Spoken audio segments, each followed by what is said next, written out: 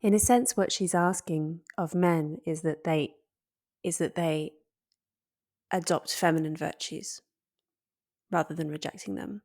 So in the Yeah. nurturing of Yeah. children and in chastity and all these things, which of course are deeply rooted in Christianity as well.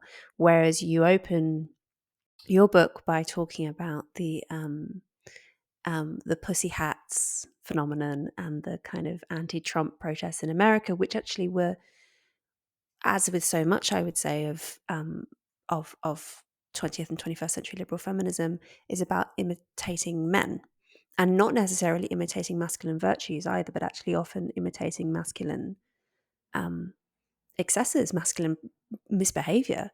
Being Right. through Right. casual sex, through being sort of crude and aggressive and whatever it might be, which is really diametrically opposed actually to Hmm. what Wollstonecraft is saying. Yeah.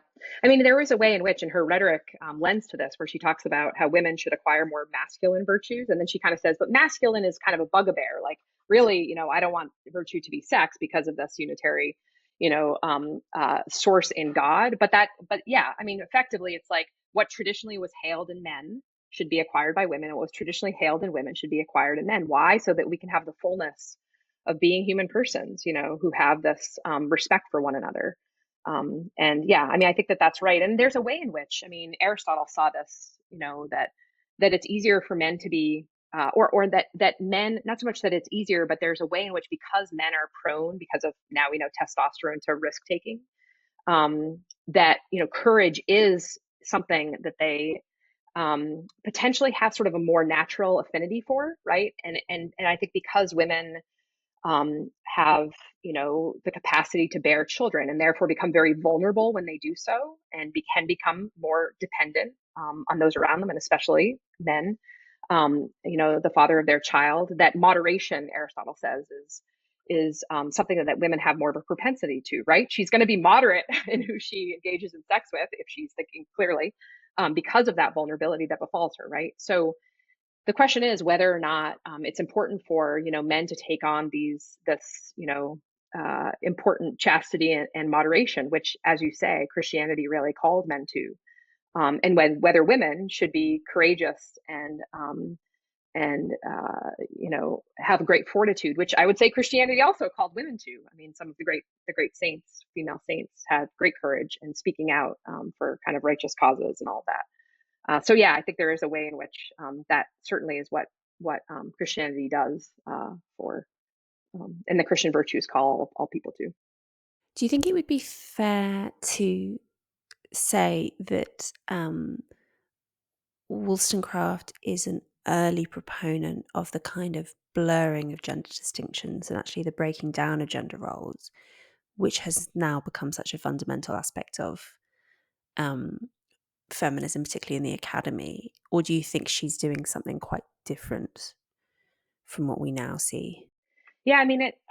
I think that there's um, a way in which she's very clear about the distinction between, um, you would say, blurring or questioning the, maybe you could even use the social construction of um, how we thought about virtue, and what was required in terms of virtue, what society thought kind of the excellences of women and the excellence of men look like. And so I think in that way, she's trying to say, um, no, you can have a incredibly intelligent woman or an incredibly courageous woman.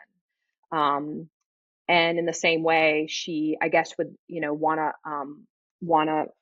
as we've just said, call men to something that maybe uh,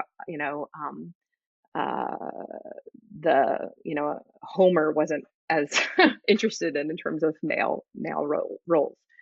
But I think she's very clear about biological and reproductive differences. Not only reproductive differences, that again, they're mothers and they're fathers and they have different roles, and that nursing especially is really kind of an important place where women can grow in excellence. And but also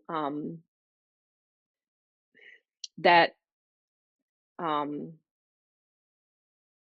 Yeah, I mean, I guess the maternal and the paternal roles. I guess what I was going to say that it skipped my thought was the way in which he talks about physical strength, and that she says it's very clear that men have far more physical strength. And she's not, as I mentioned at the beginning, she's not an egalitarian where she just states men and women are equal. She actually says men and women have this equal call to virtue. They're equally rational creatures. They're equally responsible to God.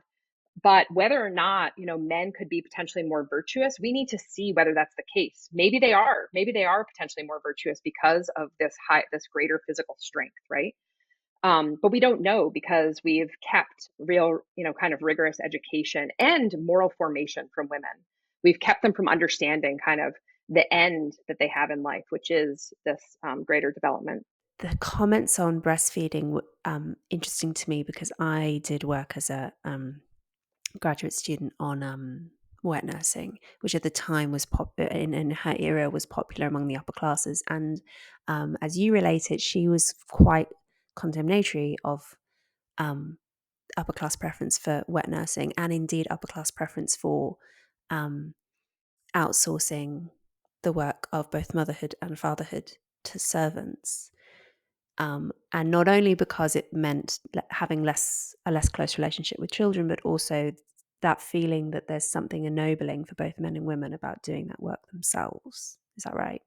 Yeah, that's right. She actually kind of analogizes women at that time to the rich, that there's a way in which aristocratic women and kind of wealthy men are just sort of, idle, and that idleness and that focus on kind of, as I mentioned, property and honors and appearance and what society thought of them or all of that, really kept them from doing kind of carrying out those really important duties. Again, I mean, virtue is, I've mentioned it so many times, but it really is the central feature. She sees that all institutions, marriage and parenthood and social institutions, political institutions ought to be designed with the development of humans' virtue foremost in mind, because that will be what leads to their own personal happiness, to familial happiness, and to societal happiness.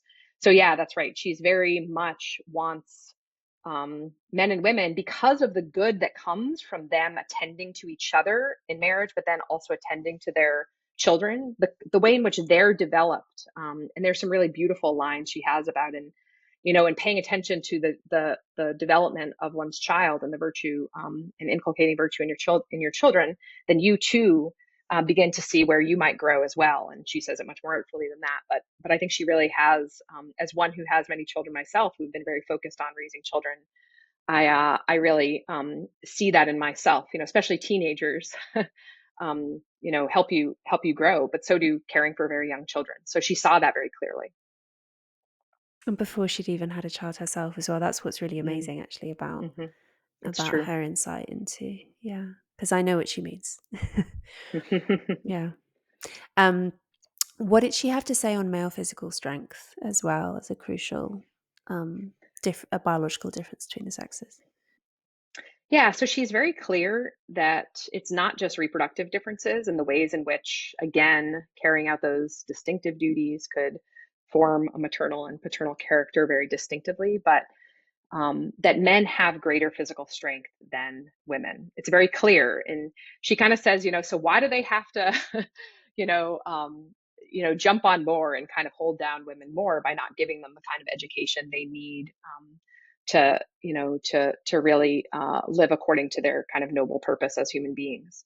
But it's interesting because she actually says, with regard to physical strength, that perhaps that means that men could attain more virtue than women, and she leaves that up to a chance. And Sarah Grimke does something similar, where we don't know really, what women are capable of morally and intellectually, because they haven't, at that time, they weren't given kind of the intellectual and moral formation that they ought to be, and that they were kind of held as dependents, or as just sort of, they ought to, as Rousseau thought, just sort of listen to their husbands or their fathers, and not be sort of given the the formation, as she did in that female reader. She wanted to, do for women, and young, and for young girls, to have that kind of independence of mind that would, she thought, help them be really interested in carrying out those duties to their children. That she was confident that were they given this education, that that's what they would be focused on, because they would understand what their end is as human beings, and that they would understand how happiness would come from that. I don't know that that's how it's gone, but I think part of that is because